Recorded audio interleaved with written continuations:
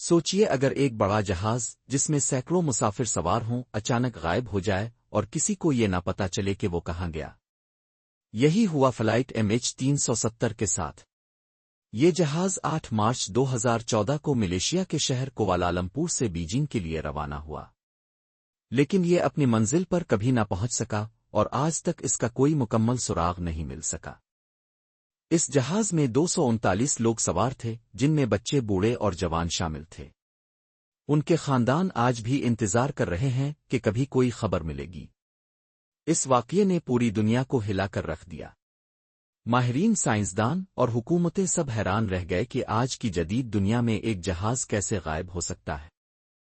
پہلی تھیوری جو بہت مشہور ہوئی وہ یہ تھی کہ جہاز کے پائلٹ نے جان بوجھ کر جہاز کو غلط راستے پر لے جایا۔ کچھ لوگوں کا کہنا ہے کہ پائلٹ ذہنی دباؤ کا شکار تھا اور اس نے خودکشی کی نیت سے جہاز کو سمندر میں لے جا کر گرا دیا، مگر اس بات کا کوئی پکا ثبوت کبھی نہیں ملا۔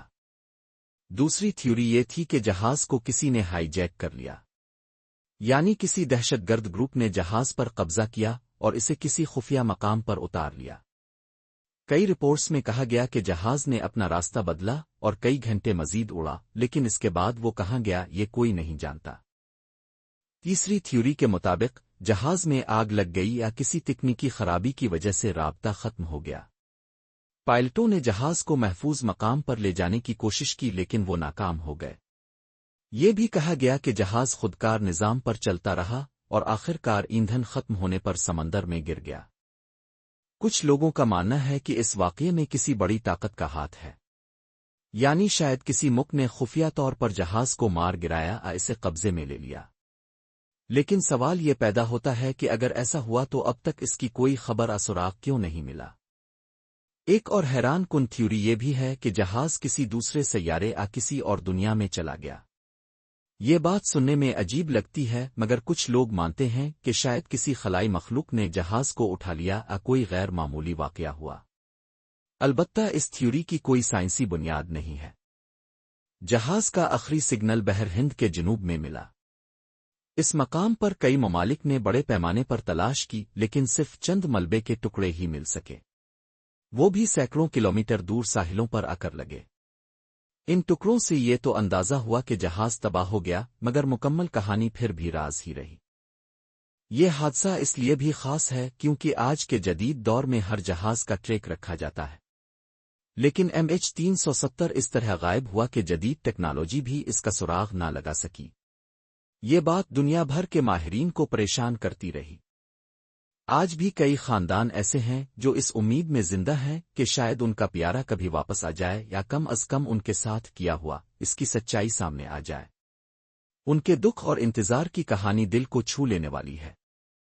اس حادثے کے بعد ہوائی سفر کی سیکیورٹی اور ٹریکنگ پر نئے قوانین بنائے گئے۔